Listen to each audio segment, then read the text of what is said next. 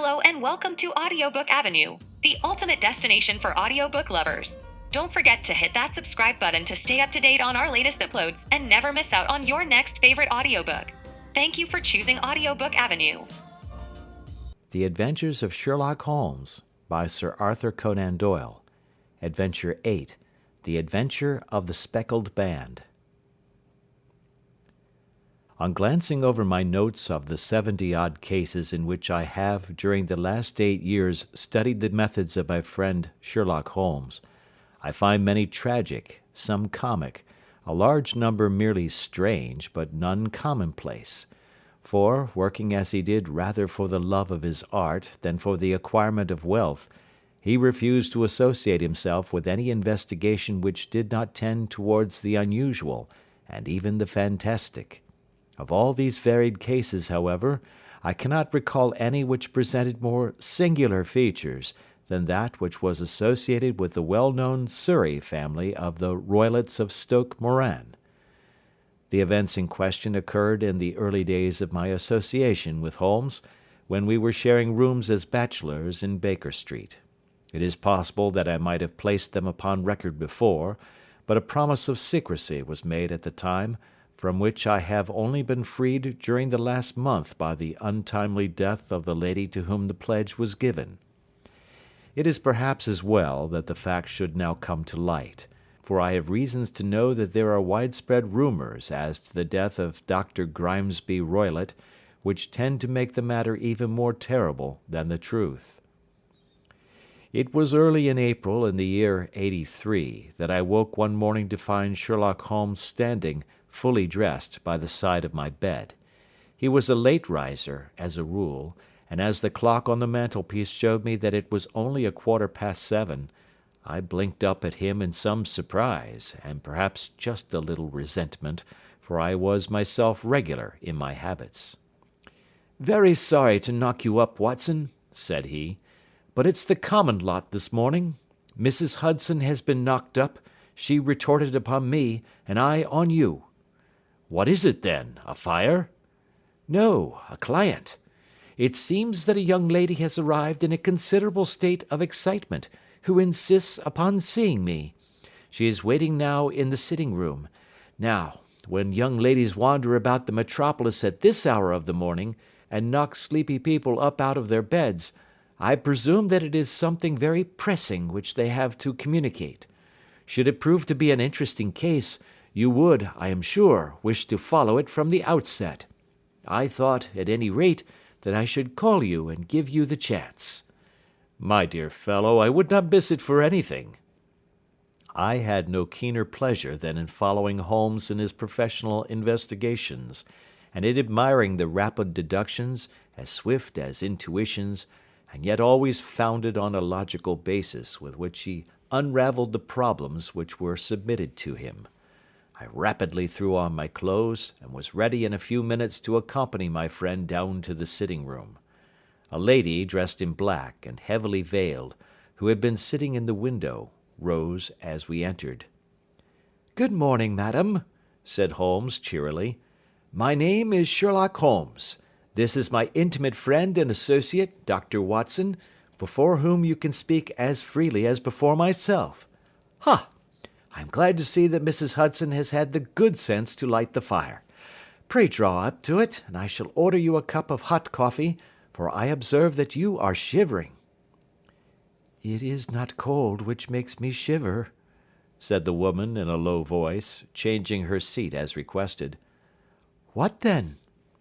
"It is fear, Mr. Holmes. It is terror." She raised her veil as she spoke, and we could see that she was indeed in a pitiable state of agitation, her face all drawn and grey, with restless, frightened eyes, like those of some hunted animal. Her features and figure were those of a woman of 30, but her hair was shot with premature grey, and her expression was weary and haggard. Sherlock Holmes ran her over with one of his quick, all-comprehensive glances. "You must not fear," said he, soothingly, bending forward and patting her forearm. "We shall soon set matters right, I have no doubt. You have come in by train this morning, I see." "You know me, then?" No, but I observed the second half of a return ticket in the palm of your left glove. You must have started early, and yet you had a good drive in a dog-cart, along heavy roads, before you reached the station."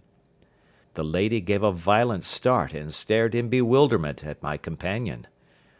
"There is no mystery, my dear madam," said he, smiling. "The left arm of your jacket is spattered with mud in no less than 7 places. The marks are perfectly fresh. There is no vehicle save a dog-cart which throws up mud in that way, and then only when you sit on the left-hand side of the driver." "Whatever your reasons may be, you are perfectly correct," said she. "I started from home before 6, reached Leatherwood at 20 past, and came in by the first train to Waterloo. Sir, I can stand this strain no longer. I shall go mad if it continues. I have no one to turn to, none, save only one, who cares for me, and he, poor fellow, can be of little aid. I have heard of you, Mr. Holmes. I have heard of you from Mrs. Farintosh, whom you helped in the hour of her sore need. It was from her that I had your address. Oh, sir, do you not think that you could help me, too, and at least throw a little light through the dense darkness which surrounds me? At present, it is out of my power to reward you for your services, but in a month or 6 weeks I shall be married, with the control of my own income, and then at least you shall not find me ungrateful." Holmes turned to his desk, and, unlocking it, drew out a small case-book, which he consulted. "Farintosh," said he. "Ah, yes, I recall the case. It was concerned with an opal tiara. I think it was before your time, Watson. I can only say, madam, that I shall be happy to devote the same care to your case as I did to that of your friend.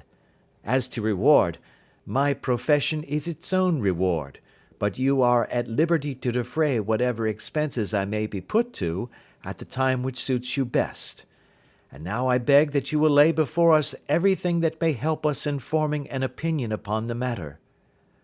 "Alas," replied our visitor, "the very horror of my situation lies in the fact that my fears are so vague, and my suspicions depend so entirely upon small points, which might seem trivial to another, that even he to whom of all others I have a right to look for help and advice looks upon all that I tell him about it as the fancies of a nervous woman. He does not say so, but I can read it from his soothing answers and averted eyes. But I have heard, Mr. Holmes, that you can see deeply into the manifold wickedness of the human heart. You may advise me how to walk amid the dangers which encompass me." "I am all attention, madam." "My name is Helen Stoner, and I am living with my stepfather, who is the last survivor of one of the oldest Saxon families in England, the Roylotts of Stoke Moran, on the western border of Surrey." Holmes nodded his head. "The name is familiar to me," said he. "The family was at one time among the richest in England, and the estates extended over the borders into Berkshire in the north and Hampshire in the west. In the last century, however, 4 successive heirs were of a dissolute and wasteful disposition, and the family ruin was eventually completed by a gambler in the days of the Regency. Nothing was left save a few acres of ground, and the 200-year-old house, which is itself crushed under a heavy mortgage. The last squire dragged out his existence there, living the horrible life of an aristocratic pauper, but his only son, my stepfather, seeing that he must adapt himself to the new conditions, obtained an advance from a relative which enabled him to take a medical degree, and went out to Calcutta, where, by his professional skill and his force of character, he established a large practice. In a fit of anger, however, caused by some robberies which had been perpetrated in the house, he beat his native butler to death and narrowly escaped a capital sentence. As it was, he suffered a long term of imprisonment, and afterwards returned to England a morose and disappointed man.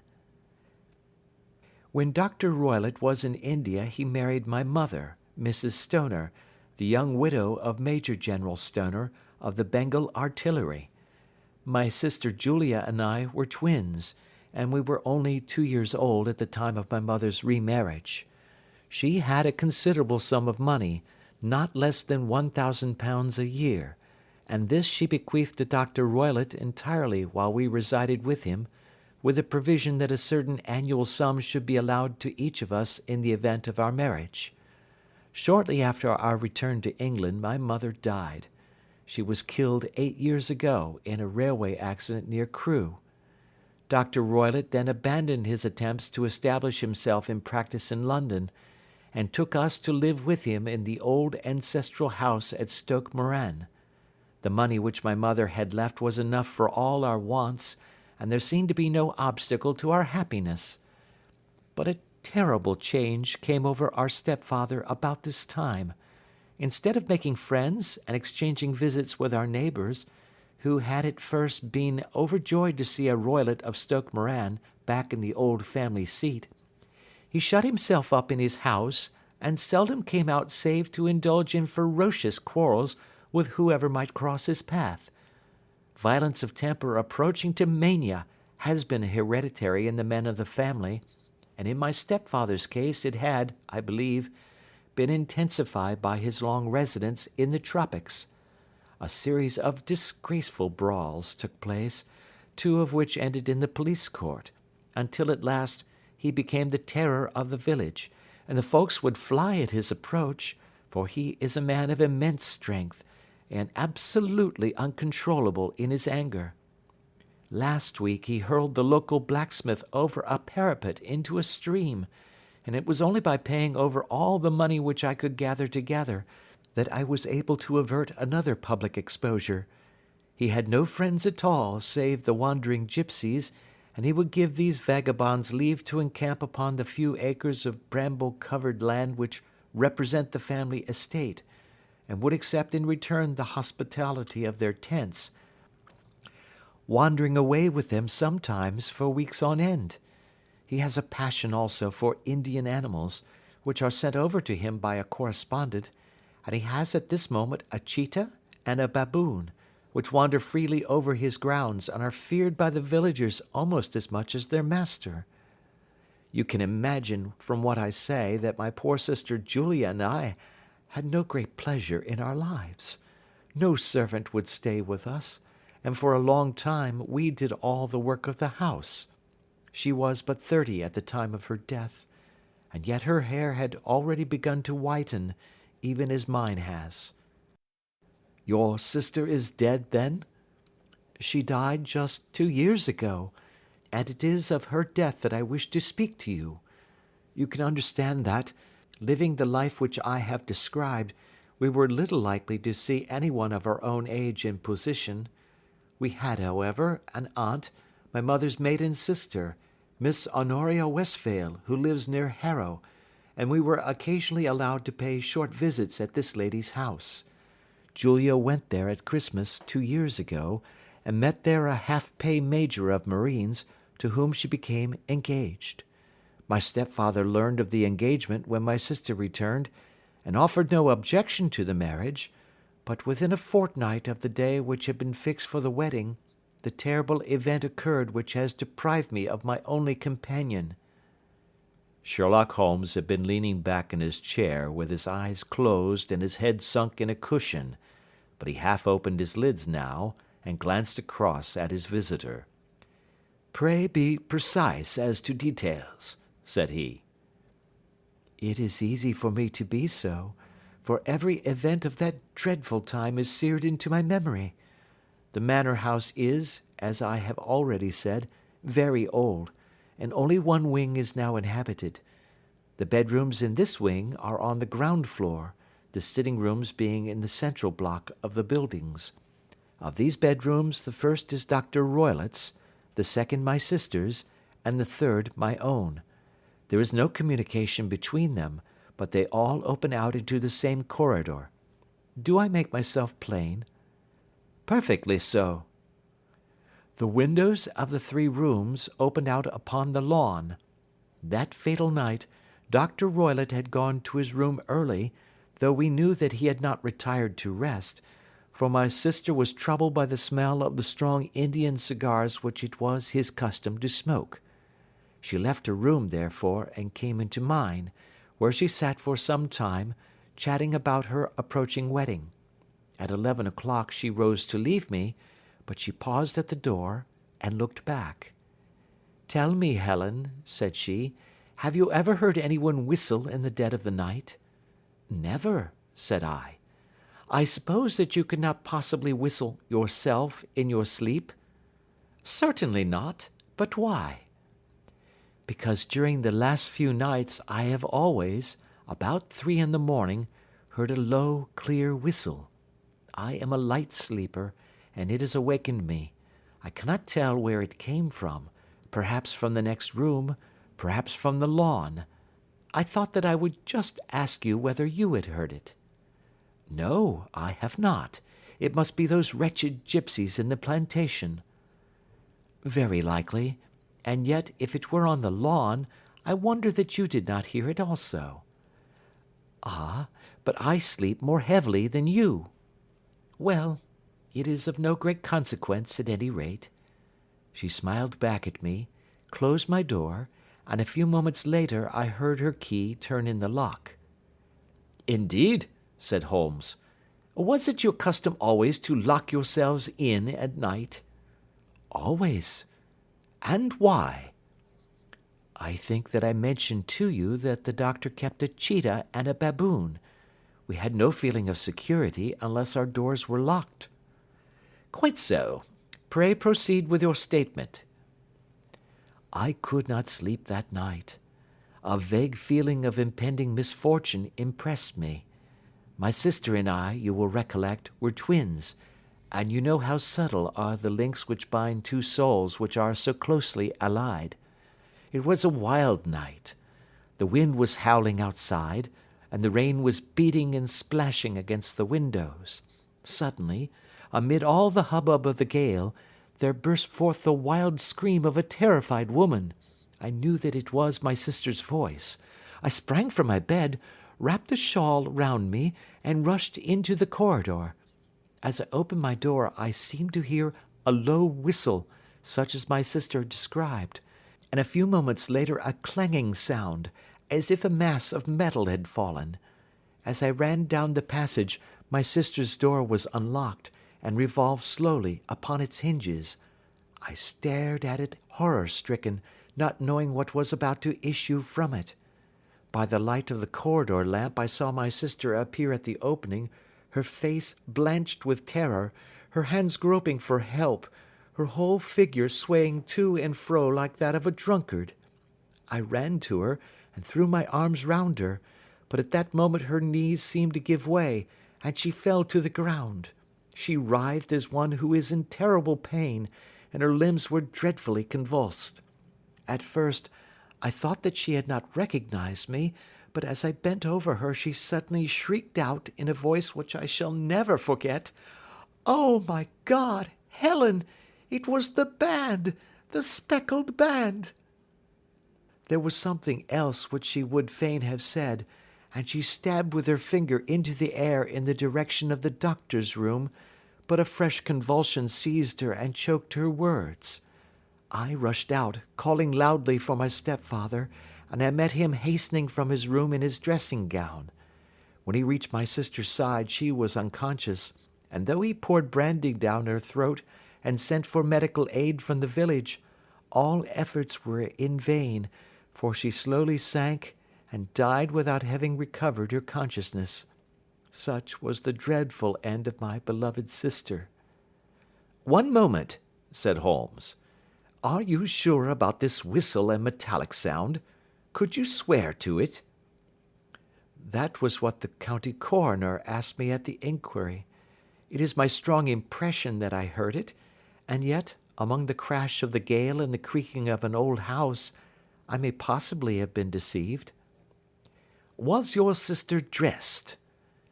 "No, she was in her nightdress. In her right hand was found the charred stump of a match, and in her left a matchbox." "Showing that she had struck a light and looked about her when the alarm took place. That is important. And what conclusions did the coroner come to?" "He investigated the case with great care, for Dr. Roylott's conduct had long been notorious in the county, but he was unable to find any satisfactory cause of death. My evidence showed that the door had been fastened upon the inner side, and the windows were blocked by old-fashioned shutters with broad iron bars, which were secured every night. The walls were carefully sounded, and were shown to be quite solid all round, and the flooring was also thoroughly examined, with the same result. The chimney is wide, but is barred up by 4 large staples. It is certain, therefore, that my sister was quite alone when she met her end. Besides, there were no marks of any violence upon her." "How about poison?" "The doctors examined her for it, but without success." "What do you think that this unfortunate lady died of, then?" "It is my belief that she died of pure fear and nervous shock, though what it was that frightened her, I cannot imagine." "Were there gipsies in the plantation at the time?" "Yes, there were nearly always some there." "Ah, and what did you gather from this allusion to a band, a speckled band?" "Sometimes I have thought that it was merely the wild talk of delirium. Sometimes that it may have referred to some band of people, perhaps to these very gipsies in the plantation. I do not know whether the spotted handkerchiefs which so many of them wear over their heads might have suggested the strange adjective which he used." Holmes shook his head like a man who is far from being satisfied. "These are very deep waters," said he. "Pray go on with your narrative." 2 years have passed since then, and my life has been until lately lonelier than ever. A month ago, however, a dear friend, whom I have known for many years, has done me the honour to ask my hand in marriage. His name is Armitage, Percy Armitage, the second son of Mr. Armitage of Crane Water, near Reading. My stepfather has offered no opposition to the match, and we are to be married in the course of the spring.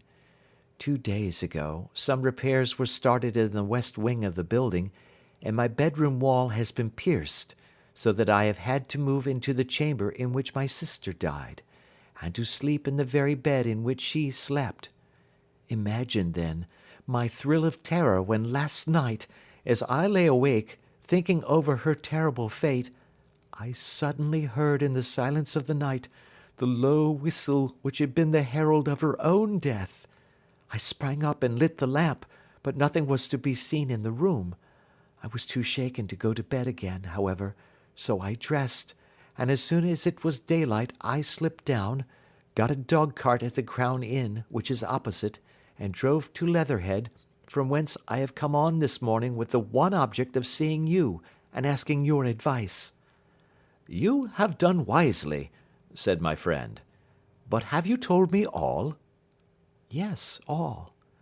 "Miss Roylott, you have not. You are screening your stepfather." "Why, what do you mean?" For answer, Holmes pushed back the frill of black lace which fringed the hand that lay upon our visitor's knee. 5 little livid spots, the marks of 4 fingers and a thumb, were printed upon the white wrist. "You have been cruelly used," said Holmes. The lady coloured deeply and covered over her injured wrist. "He is a hard man," she said, "and perhaps he hardly knows his own strength." There was a long silence, during which Holmes leaned his chin upon his hands and stared into the crackling fire. "This is a very deep business," he said at last. "There are 1,000 details which I should desire to know before I decide upon our course of action. Yet we have not a moment to lose. If we were to come to Stoke Moran today, would it be possible for us to see over these rooms without the knowledge of your stepfather?" "As it happens, he spoke of coming into town today upon some most important business. It is probable that he will be away all day, and that there will be nothing to disturb you. We have a housekeeper now, but she is old and foolish, and I could easily get her out of the way." "Excellent. You are not averse to this trip, Watson?" "By no means." "Then we shall both come. What are you going to do yourself?"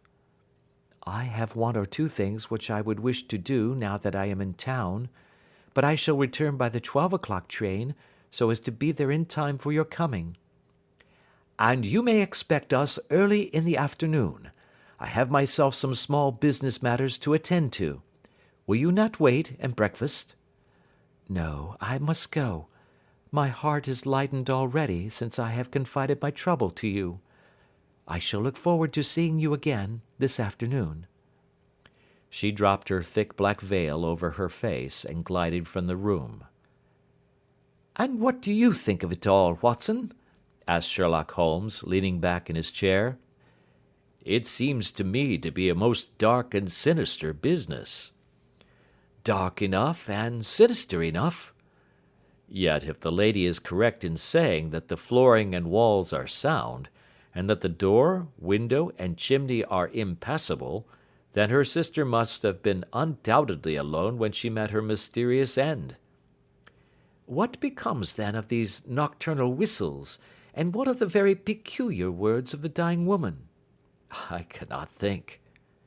"When you combine the ideas of whistles at night, the presence of a band of gipsies who are on intimate terms with this old doctor, the fact that we have every reason to believe that the doctor has an interest in preventing his stepdaughter's marriage, the dying allusion to a band, and finally, the fact that Miss Helen Stoner heard a metallic clang, which might have been caused by one of those metal bars that secured the shutters falling back into its place, I think that there is good ground to think that the mystery may be cleared along those lines." "But what, then, did the gipsies do?" "I cannot imagine." "I see many objections to any such theory." "And so do I. It is precisely for that reason that we are going to Stoke Moran this day. I want to see whether the objections are fatal, or if they may be explained away. But what in the name of the devil—" The ejaculation had been drawn from my companion by the fact that our door had been suddenly dashed open, and that a huge man had framed himself in the aperture. His costume was a peculiar mixture of the professional and of the agricultural, having a black top hat, a long frock coat, and a pair of high gaiters, with a hunting crop swinging in his hand. So tall was he that his hat actually brushed the crossbar of the doorway, and his breadth seemed to span it across from side to side. A large face, seared with 1,000 wrinkles, burned yellow with the sun, and marked with every evil passion, was turned from one to the other of us, while his deep-set, bile-shot eyes, and his high, thin, fleshless nose gave him somewhat the resemblance to a fierce old bird of prey. "Which of you is Holmes?" asked this apparition. "My name, sir, but you have the advantage of me," said my companion quietly. "I am Dr. Grimesby Roylott of Stoke Moran." "Indeed, doctor," said Holmes blandly. "Pray take a seat." "I will do nothing of the kind. My stepdaughter has been here. I have traced her. What has she been saying to you?" "It is a little cold for the time of the year," said Holmes. "What has she been saying to you?" cried the old man furiously. "But I have heard that the crocuses promise well," continued my companion imperturbably. "Ha! You put me off, do you?" said our new visitor, taking a step forward and shaking his hunting crop. "I know you, you scoundrel. I have heard of you before. You are Holmes the meddler." My friend smiled. "Holmes the busybody." His smile broadened. "Holmes the Scotland Yard Jack-in-Office." Holmes chuckled heartily. "Your conversation is most entertaining," said he. "When you go out, close the door, for there is a decided draught." "I will go when I have said my say. Don't you dare to meddle with my affairs. I know that Miss Stoner has been here. I traced her. I am a dangerous man to fall foul of. See here." He stepped swiftly forward, seized the poker, and bent it into a curve with his huge brown hands. "See that you keep yourself out of my grip," he snarled, and hurling the twisted poker into the fireplace, he strode out of the room. "He seems a very amiable person," said Holmes, laughing. "Ha, ha, I am not quite so bulky, but if he had remained, I might have shown him that my grip was not much more feeble than his own." As he spoke, he picked up the steel poker and, with a sudden effort, straightened it out again. "Fancy his having the insolence to confound me with the official detective force. This incident gives zest to our investigation, however, and I only trust that our little friend will not suffer from her imprudence in allowing this brute to trace her. And now, Watson, we shall order breakfast, and afterwards I shall walk down to Doctors' Commons, where I hope to get some data which may help us in this matter." It was nearly 1 o'clock when Sherlock Holmes returned from his excursion. He held in his hand a sheet of blue paper, scrawled over with notes and figures. "I have seen the will of the deceased wife," said he. "To determine its exact meaning, I have been obliged to work out the present prices of the investments with which it is concerned. The total income, which at the time of the wife's death was little short of £1,100, is now, through the fall in agricultural prices, not more than £750. Each daughter can claim an income of £250 in case of marriage. It is evident, therefore, that if both girls had married, this beauty would have been a mere pittance, while even one of them would cripple him to a very serious extent. My morning's work has not been wasted, since it has proved that he has the very strongest motives for standing in the way of anything of the sort. And now, Watson, this is too serious for dawdling, especially as the old man is aware that we are interesting ourselves in his affairs. So if you are ready, we shall call a cab and drive to Waterloo. I should be very much obliged if you would slip your revolver into your pocket. An Ely's No. 2 is an excellent argument with gentlemen who can twist steel pokers into knots. That and a toothbrush are, I think, all that we need." At Waterloo we were fortunate in catching a train for Leatherhead, where we hired a trap at the station inn and drove for 4 or 5 miles through the lovely Surrey lanes. It was a perfect day, with a bright sun and a few fleecy clouds in the heavens. The trees and wayside hedges were just throwing out their first green shoots, and the air was full of the pleasant smell of the moist earth. To me, at least, there was a strange contrast between the sweet promise of the spring and this sinister quest upon which we were engaged. My companion sat in the front of the trap, his arms folded, his hat pulled down over his eyes, and his chin sunk upon his breast, buried in the deepest thought. Suddenly, however, he started, tapped me on the shoulder, and pointed over the meadows. "Look there," said he. A heavily timbered park stretched up in a gentle slope, thickening into a grove at the highest point. From amid the branches there jutted out the grey gables and high roof-tree of a very old mansion. "Stoke Moran?" said he. "Yes, sir, that be the house of Dr. Grimesby Roylott," remarked the driver. "There is some building going on there," said Holmes. "That is where we are going." "There's the village," said the driver, pointing to a cluster of roofs some distance to the left. "But if you want to get to the house, you'll find it shorter to get over this stile and so by the footpath over the fields. There it is, where the lady is walking." "And the lady, I fancy, is Miss Stoner," observed Holmes, shading his eyes. "Yes, I think we had better do as you suggest." We got off, paid our fare, and the trap rattled back on its way to Leatherhead. "I thought it as well," said Holmes as we climbed the stile, "that this fellow should think we had come here as architects, or on some definite business. It may stop his gossip. Good afternoon, Miss Stoner. You see that we have been as good as our word." Our client of the morning had hurried forward to meet us with a face which spoke her joy. "I have been waiting so eagerly for you," she cried, shaking hands with us warmly. "All has turned out splendidly. Dr. Roylott has gone to town, and it is unlikely that he will be back before evening." "We have had the pleasure of making the doctor's acquaintance," said Holmes, and in a few words he sketched out what had occurred. Miss Stoner turned white to the lips as she listened. "Good heavens!" she cried. "He has followed me, then?" "So it appears." "He is so cunning that I never know when I am safe from him. What will he say when he returns?" "He must guard himself, for he may find that there is someone more cunning than himself upon his track. You must lock yourself up from him tonight. If he is violent, we shall take you away to your aunt's at Harrow. Now, we must make the best use of our time, so kindly take us at once to the rooms which we are to examine." The building was of grey, lichen-blotched stone, with a high central portion and two curving wings like the claws of a crab, thrown out on each side. In one of these wings the windows were broken and blocked with wooden boards, while the roof was partly caved in, a picture of ruin.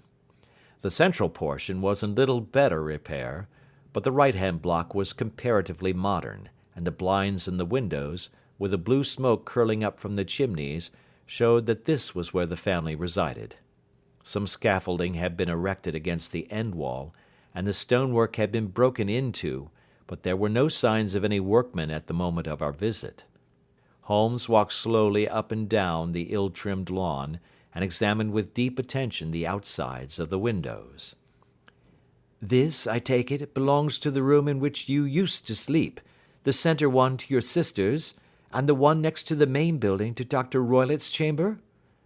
"Exactly so, but I am now sleeping in the middle one." "Pending the alterations, as I understand. By the way, there does not seem to be any very pressing need for repairs at that end wall." "There were none. I believe that it was an excuse to move me from my room." "Ah, that is suggestive. Now, on the other side of this narrow wing runs the corridor from which these three rooms open. There are windows in it, of course." "Yes, but very small ones, too narrow for anyone to pass through." "As you both locked your doors at night, your rooms were unapproachable from that side. Now, would you have the kindness to go into your room and bar your shutters?" Miss Stoner did so, and Holmes, after a careful examination through the open window, endeavoured in every way to force the shutter open, but without success. There was no slit through which a knife could be passed to raise the bar. Then with his lens he tested the hinges, but they were of solid iron, built firmly into the massive masonry. Said he, scratching his chin in some perplexity. "My theory certainly presents some difficulties. No one could pass these shutters if they were bolted. Well, we shall see if the inside throws any light upon the matter." A small side door led into the whitewashed corridor from which the three bedrooms opened. Holmes refused to examine the third chamber, so he passed at once to the second, that in which Miss Stoner was now sleeping, and in which her sister had met with her fate. It was a homely little room, with a low ceiling and a gaping fireplace, after the fashion of old country houses. A brown chest of drawers stood in one corner, a narrow white counterpaned bed in another, and a dressing-table on the left-hand side of the window. These articles, with two small wicker-work chairs, made up all the furniture in the room save for a square of Wilton carpet in the centre. The boards round and the panelling of the walls were of brown, worm-eaten oak, so old and discoloured that it may have dated from the original building of the house. Holmes drew one of the chairs into a corner and sat silent, while his eyes travelled round and up and down, taking in every detail of the apartment. "Where does that bell communicate with?" he asked at last, pointing to a thick bell-rope which hung down beside the bed, the tassel actually lying upon the pillow. "It goes to the housekeeper's room." "It looks newer than the other things?" "Yes, it was only put there a couple of years ago." "Your sister asked for it, I suppose?" "No, I never heard of her using it. We used always to get what we wanted for ourselves." "Indeed. It seemed unnecessary to put so nice a bell-pull there. You will excuse me for a few minutes while I satisfy myself as to this floor." He threw himself down upon his face with his lens in his hand, and crawled swiftly backward and forward, examining minutely the cracks between the boards. Then he did the same with the woodwork with which the chamber was panelled. Finally he walked over to the bed, and spent some time in staring at it, and in running his eye up and down the wall. Finally he took the bell rope in his hand and gave it a brisk tug. "Why, it's a dummy," said he. "Won't it ring?" "No, it is not even attached to a wire. This is very interesting.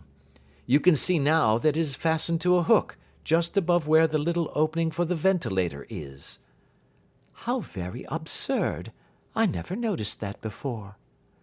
"Very strange," muttered Holmes, pulling at the rope. "There are one or two very singular points about this room. For example, what a fool a builder must be to open a ventilator into another room, when with the same trouble he might have communicated with the outside air." "That is also quite modern," said the lady. "Done about the same time as the bell rope," remarked Holmes. "Yes, there were several little changes carried out about that time." "They seem to have been of a most interesting character, dummy bell ropes and ventilators which do not ventilate. With your permission, Miss Stoner, we shall now carry our researches into the inner apartment." Dr. Grimesby Roylott's chamber was larger than that of his stepdaughter, but was as plainly furnished. A camp bed, a small wooden shelf full of books, mostly of a technical character, an armchair beside the bed, a plain wooden chair against the wall, a round table, and a large iron safe were the principal things which met the eye. Holmes walked slowly round and examined each and all of them with the keenest interest. "What's in here?" he asked, tapping the safe. "My stepfather's business papers." "Oh, you have seen inside, then?" "Only once, some years ago. I remember that it was full of papers." "There isn't a cat in it, for example?" "No. What a strange idea." "Well, look at this." He took up a small saucer of milk which stood on the top of it. "No, we don't keep a cat, but there is a cheetah and a baboon." "Ah, yes, of course. Well, a cheetah is just a big cat, and yet a saucer of milk does not go very far in satisfying its wants, I dare say. There is one point which I should wish to determine." He squatted down in front of the wooden chair and examined the seat of it with the greatest attention. "Thank you, that is quite settled," said he, rising and putting his lens in his pocket. "Hello! Here is something interesting." The object which had caught his eye was a small dog lash hung on one corner of the bed. The lash, however, was curled upon itself and tied so as to make a loop of whipcord. "What do you make of that, Watson?" "It's a common enough lash, but I don't know why it should be tied." "That is not quite so common, is it? Ah me! It's a wicked world, and when a clever man turns his brains to crime it is the worst of all. I think that I have seen enough now, Miss Stoner, and with your permission we shall walk out upon the lawn." I had never seen my friend's face so grim, or his brows so dark as it was when we turned from the scene of this investigation. We had walked several times up and down the lawn, neither Miss Stoner nor myself liking to break in upon his thoughts before he roused himself from his reverie. "It is very essential, Miss Stoner," said he, "that you should absolutely follow my advice in every respect." "I shall most certainly do so." "The matter is too serious for any hesitation. Your life may depend upon your compliance." "I assure you that I am in your hands." "In the first place, both my friend and I must spend the night in your room." Both Miss Stoner and I gazed at him in astonishment. Yes, it must be so. Let me explain. I believe that that is the village inn over there? Yes, that is the Crown. Very good. Your windows would be visible from there? Certainly. You must confine yourself to your room on pretence of a headache when your stepfather comes back. Then when you hear him retire for the night, you must open the shutters of your window, undo the hasp, put your lamp there as a signal to us, and then withdraw quietly with everything which you are likely to want into the room which you used to occupy. I have no doubt that, in spite of the repairs, you could manage there for one night. Oh, yes, easily. The rest you will leave in our hands. But what will you do? We shall spend the night in your room, and we shall investigate the cause of this noise which has disturbed you. I believe, Mr. Holmes, that you have already made up your mind, said Miss Stoner, laying her hand upon my companion's sleeve. Perhaps I have. Then, for pity's sake, tell me what was the cause of my sister's death. I should prefer to have clearer proofs before I speak. You can at least tell me whether my own thought is correct, and if she died from some sudden fright. No, I do not think so. I think that there was probably some more tangible cause. And now, Miss Stoner, we must leave you, for if Dr. Roylott returned and saw us, our journey would be in vain. Good-bye, and be brave, for if you will do what I have told you, you may rest assured that we shall soon drive away the dangers that threaten you. Sherlock Holmes and I had no difficulty in engaging a bedroom and sitting-room at the Crown Inn. They were on the upper floor, and from our window we could command a view of the avenue gate and of the inhabited wing of Stoke Moran Manor House. At dusk we saw Dr. Grimesby Roylott drive past, his huge form looming up beside the little figure of the lad who drove him. The boy had some slight difficulty in undoing the heavy iron gates, and we heard the hoarse roar of the doctor's voice, and saw the fury with which he shook his clenched fists at him. The trap drove on, and a few minutes later we saw a sudden light spring up among the trees as the lamp was lit in one of the sitting-rooms. "Do you know, Watson," said Holmes, as we sat together in the gathering darkness, "I have really some scruples as to taking you tonight. There is a distinct element of danger." "Can I be of assistance?" "Your presence might be invaluable." "Then I shall certainly come." "It is very kind of you." "You speak of danger. You have evidently seen more in these rooms than was visible to me." "No, but I fancy that I may have deduced a little more. I imagine that you saw all that I did." "I saw nothing remarkable save the bell-rope, and what purpose that could answer I confess is more than I can imagine." "You saw the ventilator too?" "Yes, but I do not think that it is such a very unusual thing to have a small opening between two rooms. It was so small that a rat could hardly pass through." "I knew that we should find a ventilator before ever we came to Stoke Moran." "My dear Holmes!" "Oh, yes, I did. You remember in her statement she said that her sister could smell Dr. Roylott's cigar. Now, of course that suggested at once that there must be a communication between the two rooms. It could only be a small one, or it would have been remarked upon at the coroner's inquiry. I deduced a ventilator." "But what harm can there be in that?" "Well, there is at least a curious coincidence of dates. A ventilator is made, a cord is hung, and a lady who sleeps in the bed dies. Does that not strike you?" "I cannot as yet see any connection." "Did you observe anything very peculiar about that bed?" "No." "It was clamped to the floor. Did you ever see a bed fastened like that before?" "I cannot say that I have." "The lady could not move her bed.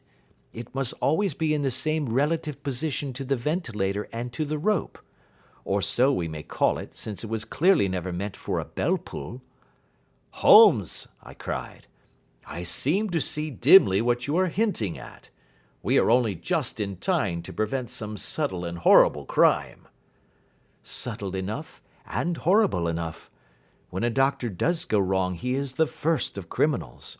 He has nerve and he has knowledge. Palmer and Pritchard were among the heads of their profession. This man strikes even deeper, but I think, Watson, that we shall be able to strike deeper still. Yet we shall have horrors enough before the night is over. For goodness' sake let us have a quiet pipe, and turn our minds for a few hours to something more cheerful." About 9 o'clock the light among the trees was extinguished, and all was dark in the direction of the manor house. 2 hours passed slowly away, and then suddenly, just at the stroke of 11, a single bright light shone out right in front of us. "That is our signal," said Holmes, springing to his feet. "It comes from the middle window." As we passed out he exchanged a few words with the landlord, explaining that we were going on a late visit to an acquaintance, and that it was possible that we might spend the night there. A moment later we were out on the dark road, a chill wind blowing in our faces, and one yellow light twinkling in front of us through the gloom, to guide us on our sombre errand. There was little difficulty in entering the grounds, for unrepaired breaches gaped in the old park wall. Making our way among the trees, we reached the lawn, crossed it, and were about to enter through the window when out from a clump of laurel bushes there darted what seemed to be a hideous and distorted child, who threw itself upon the grass with writhing limbs and then ran swiftly across the lawn into the darkness. "My God!" I whispered. "Did you see it?" Holmes was for the moment as startled as I. His hand closed like a vice upon my wrist in his agitation. Then he broke into a low laugh and put his lips to my ear. "It is a nice household," he murmured. "That is the baboon." I had forgotten the strange pets which the doctor affected. There was a cheetah, too. Perhaps we might find it upon our shoulders at any moment. I confess that I felt easier in my mind when, after following Holmes's example and slipping off my shoes, I found myself inside the bedroom. My companion noiselessly closed the shutters, moved the lamp onto the table, and cast his eyes round the room. All was as we had seen it in the daytime. Then creeping up to me and making a trumpet of his hand, he whispered into my ear again so gently that it was all that I could do to distinguish the words. "The least sound would be fatal to our plans." I nodded to show that I had heard. "We must sit without light. He would see it through the ventilator." I nodded again. "Do not go asleep. Your very life may depend upon it. Have your pistol ready in case we should need it. I will sit on the side of the bed, and you in that chair." I took out my revolver and laid it on the corner of the table. Holmes had brought up a long thin cane, and this he placed upon the bed beside him. By it he laid the box of matches and the stump of a candle. Then he turned down the lamp and we were left in darkness. How shall I ever forget that dreadful vigil? I could not hear a sound, not even the drawing of a breath, and yet I knew that my companion sat open-eyed, within a few feet of me, in the same state of nervous tension in which I was myself. The shutters cut off the least ray of light, and we waited in absolute darkness. From outside came the occasional cry of a night bird, and once at our very window a long-drawn cat-like whine, which told us that the cheetah was indeed at liberty. Far away we could hear the deep tones of the parish clock, which boomed out every quarter of an hour. How long they seemed, those quarters! 12 struck, and 1, and 2, and 3, and still we sat waiting silently for whatever might befall. Suddenly, there was the momentary gleam of a light up in the direction of the ventilator, which vanished immediately, but was succeeded by a strong smell of burning oil and heated metal. Someone in the next room had lit a dark lantern. I heard a gentle sound of movement, and then all was silent once more, though the smell grew stronger. For half an hour I sat with straining ears. Then suddenly another sound became audible, a very gentle, soothing sound, like that of a small jet of steam escaping continually from a kettle. The instant that we heard it, Holmes sprang from the bed, struck a match, and lashed furiously with his cane at the bell pull. "You see it, Watson?" he yelled. "You see it?" But I saw nothing. At the moment when Holmes struck the light, I heard a low, clear whistle, but the sudden glare flashing into my weary eyes made it impossible for me to tell what it was at which my friend lashed so savagely. I could, however, see that his face was deadly pale and filled with horror and loathing. He had ceased to strike and was gazing up at the ventilator, when suddenly there broke from the silence of the night the most horrible cry to which I have ever listened. It swelled up louder and louder, a hoarse yell of pain and fear and anger all mingled in the one dreadful shriek. They say that away down in the village, and even in the distant parsonage, that cry raised the sleepers from their beds. It struck cold to our hearts, and I stood gazing at Holmes, and he at me, until the last echoes of it had died away into the silence from which it rose. "What can it mean?" I gasped. "It means that it is all over," Holmes answered. "And perhaps, after all, it is for the best. Take your pistol and we will enter Dr. Roylott's room." With a grave face he lit the lamp and led the way down the corridor. Twice he struck at the chamber door without any reply from within. Then he turned the handle and entered, I at his heels, with a cocked pistol in my hand. It was a singular sight which met our eyes. On the table stood a dark lantern with a shutter half open, throwing a brilliant beam of light upon the iron safe, the door of which was ajar. Beside this table, on the wooden chair, sat Dr. Grimesby Roylott, clad in a long grey dressing gown, his bare ankles protruding beneath, and his feet thrust into red heelless Turkish slippers. Across his lap lay the short stock with the long lash which we had noticed during the day. His chin was cocked upward, and his eyes were fixed in a dreadful, rigid stare at the corner of the ceiling. Round his brow he had a peculiar yellow band, with brownish speckles, which seemed to be bound tightly round his head. As we entered, he made neither sound nor motion. "The band, the speckled band," whispered Holmes. I took a step forward. In an instant his strange headgear began to move, and there reared itself from among his hair the squat diamond-shaped head and puffed neck of a loathsome serpent. "It is a swamp adder!" cried Holmes, "the deadliest snake in India. He has died within 10 seconds of being bitten. Violence does in truth recoil upon the violent, and the schemer falls into the pit which he digs for another. Let us thrust this creature back into its den, and we can then remove Miss Stoner to some place of shelter, and let the county police know what has happened." As he spoke he drew the dog whip swiftly from the dead man's lap, and throwing the noose round the reptile's neck he drew it from its horrid perch, and carrying it at arm's length, threw it into the iron safe which he closed upon it. Such are the true facts of the death of Dr. Grimesby Roylott of Stoke Moran. It is not necessary that I should prolong a narrative which has already run to too great a length by telling how we broke the sad news to the terrified girl, how we conveyed her by the morning train to the care of her good aunt at Harrow, of how the slow process of official inquiry came to the conclusion that the doctor met his fate while indiscreetly playing with a dangerous pet. The little which I had yet to learn of the case was told me by Sherlock Holmes as we travelled back next day. "I had," said he, "come to an entirely erroneous conclusion which shows, my dear Watson, how dangerous it always is to reason from insufficient data. The presence of the gipsies, and the use of the word band, which was used by the poor girl, no doubt, to explain the appearance which she had caught a hurried glimpse of by the light of her match, were sufficient to put me upon an entirely wrong scent.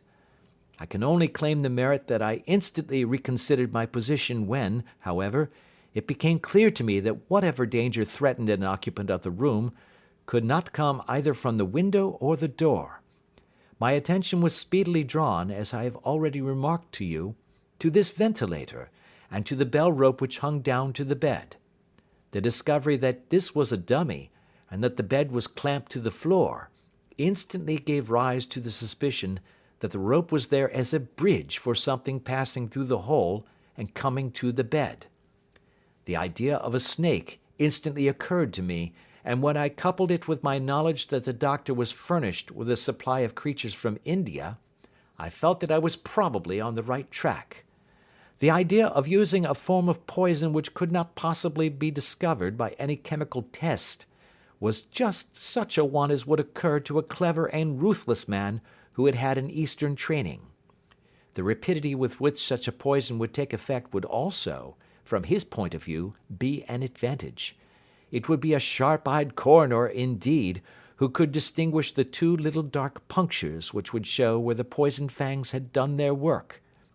Then I thought of the whistle. Of course, he must recall the snake before the morning light revealed it to the victim.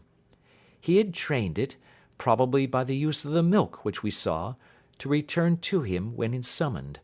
He would put it through this ventilator at the hour that he thought best, with the certainty that it would crawl down the rope and land on the bed. It might or might not bite the occupant.